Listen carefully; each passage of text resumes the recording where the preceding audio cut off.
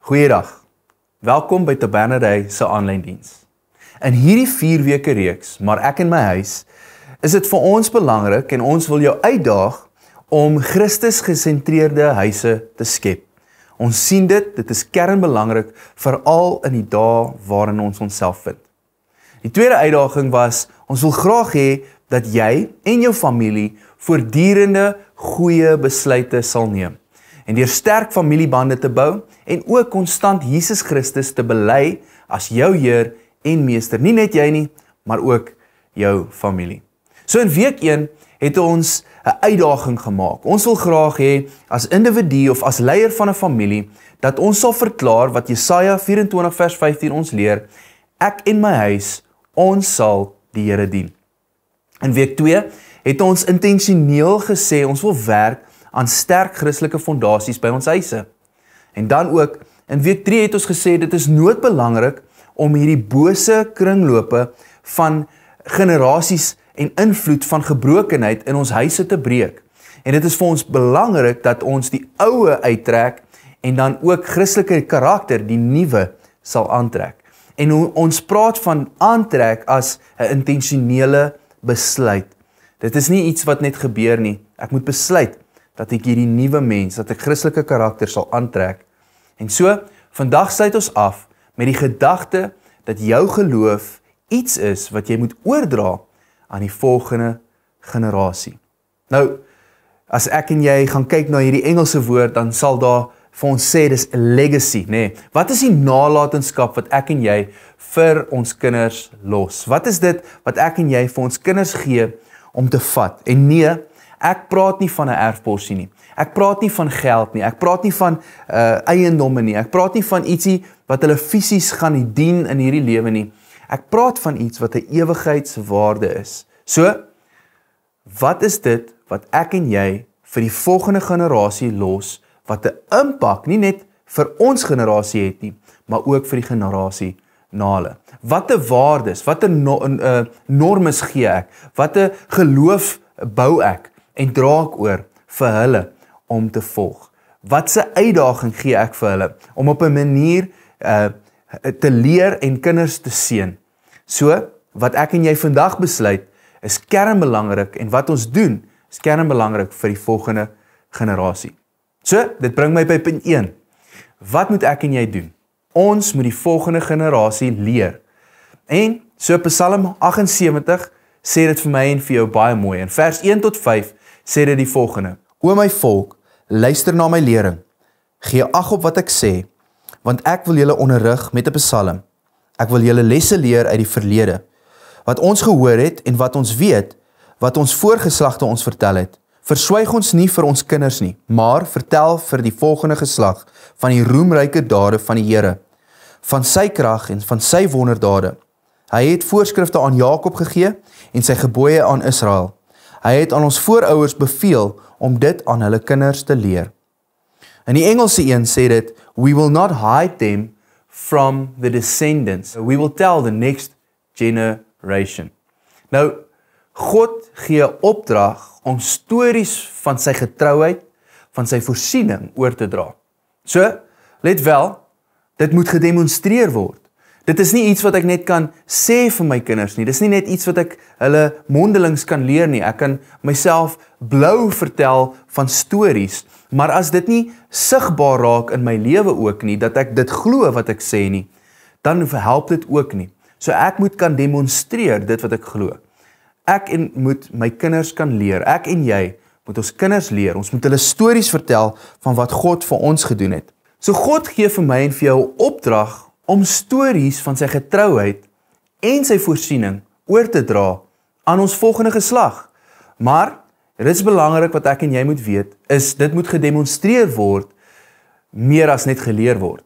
Ek gaan myself blou praat voor my kinders en voor ander mense om te sê, hierdie is wat gebeur het, maar dis nie iets wat tasbaar is of prakties raak vir hulle om te sien nie.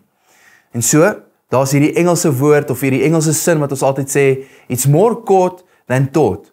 En so dis belangrik wanneer ek en jy prakties dinge uitleef van God se goedheid, God se genade, en dit is vir my en vir jou baie belangrik. En so, hoe gaan ek hierdie stories vertel van God se voorsiening van my of vir my? Hoe gaan ek stories vertel? Dit is iets wat ek moet neerskryf. Ek en jy moet 'n joernaal hê en ons moet getuienisse optrek of ons moet getuienisse neerskryf wanneer ons God vertrou het, wanneer ons hom gevra het vir iets en hy het deurgekom. Wat het hy ons uitgehelp? Ek bedoel, die hele Israel storie van hoe hulle uit Egipte uitgekom het, was oorvertel vir generasies tot generasies. Dis hoe hulle éventueel alles neergeskryf het, was dat al hierdie stories was oorvertel. En so ek en jy kan sien dat dit 'n impak het wanneer ons hierdie stories het wat ons vertel.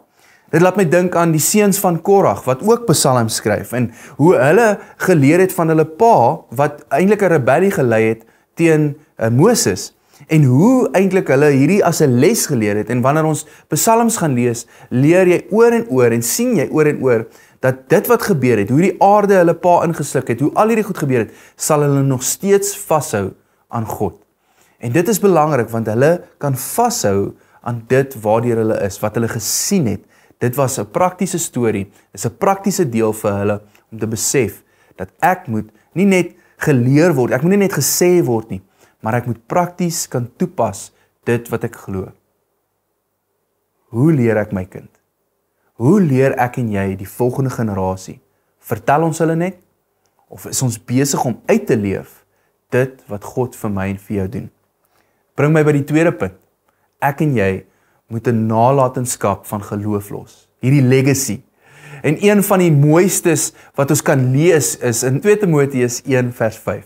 Ek dink terug aan jou opregte geloof. Hierso erken Paulus Timoteus se geloof. En dan sê hy, eers het jou ouma, Lois, en jou ma, Eunice, hierdie geloof gehad.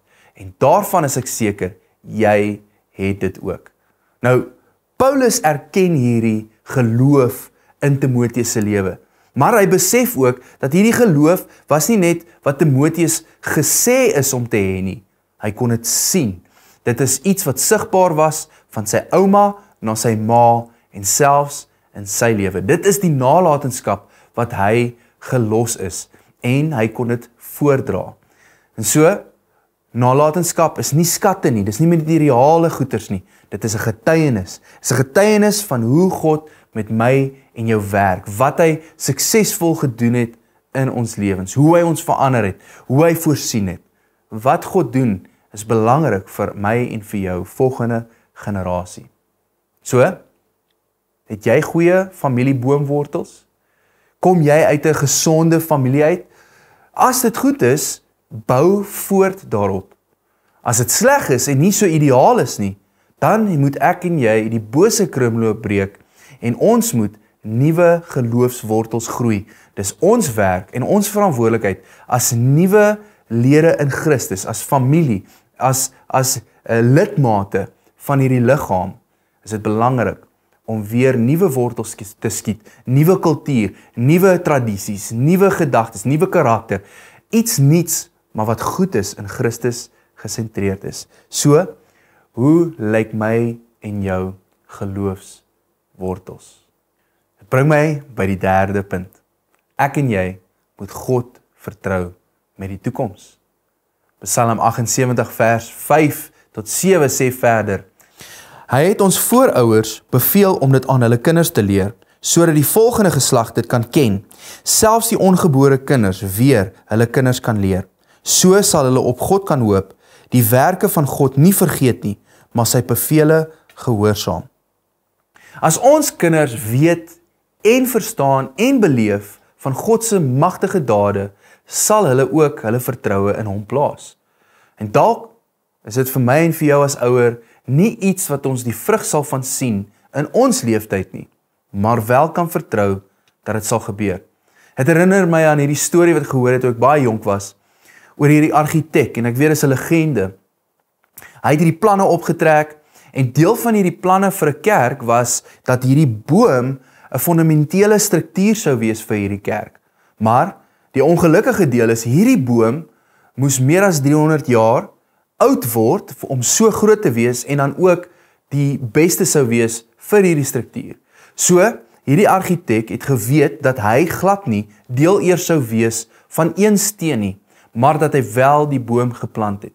So sy visie was so sterk en sy hoop was so sterk vir hierdie planne van hierdie kerk, dat hy dit geplant het en hy weet dat hy nooit die bou sou sien of eers die volledige projek nie. En ek dink vir my en vir jou as ouer, is dit dalk kernbelangrik dat ons moet weet, daar's saad wat ons kan plant in ons kinders se lewens. Daar's dinge wat ons kan doen, waarby ons dalk nie eers die vrug sal sien nie, maar die wonderlike deel is, wanneer ons so sterk staan op dit wat God kan doen, sal dit ons eendag inhaal, en ons sal van die stories hoor, en selfs al sien ons dit nie in hierdie leeftyd nie, het ons 'n nageslag en generasies wat na ons gaan kom, wat die vrug sal wees van kinders wat ons in die hemel ook sal sien. Dalk is dit iets wat ek en jy ter harte moet neem. So hier is 'n paar praktiese stappe vir my en vir jou. Ek en jy moet ons geloof deel met ons kinders, tydens familieetes. Ons moet stories vertel van wat God gedoen het, van sy voorsiening, nie net vir my nie, maar van die ouers of van die leiers, sodat ons kinders kan verstaan. Ek en jy moet tweedens gereeld bid. Ons moet saam bid vir ons kinders en ons kleinkinders. Ons moet saam hande vashou. Ons moet saam die Here se naam kan verheerlik, sodat ons kinders weet, waar is ons vertroue? Dat ons kinders moet weet op wie ons vertrou, dat die almagtige Vader ons middelpunt van ons huis is, dat Jesus Christus ons verlosser is van ons huis. En die derde een is, en ek dink ek moet dit ook begin doen, is ons moet 'n brief skryf. Ons moet begin 'n joernaal wat God doen, sodat ons kan onthou, sodat ons iets kan los vir ons nageslag, 'n getuienis opneem, sodat ons kinders kan sien waardeur ons was, waardeur ons is, en hoe ons aan die ander kant uitgekom het. Want God is goed. Ek en jy moet dit dalk neerpen, sodat ons kinders hierdie dinge kan sien, en dit vir hulle ook 'n getuienis kan wees. So, mag jy 'n besonderse week hê. Skryf neer wanneer God met jou praat oor jou kinders. Skryf neer wanneer God met jou werk, en wat hy mee met jou deel. En mag ek en jy, die volgende generasie, mag ek en jy wat ons beleef, vir 'n volgende generasie los. Kom ons sluit die oë. Here, dit is 'n voorreg om kinders van God te kan lei.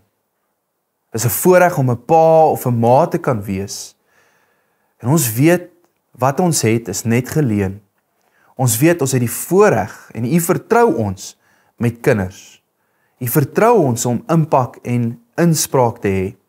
Here, help ons om dit tot die beste van ons vermoë te kan bestuur en goed te doen, sodat hulle U weë kan volg, Here.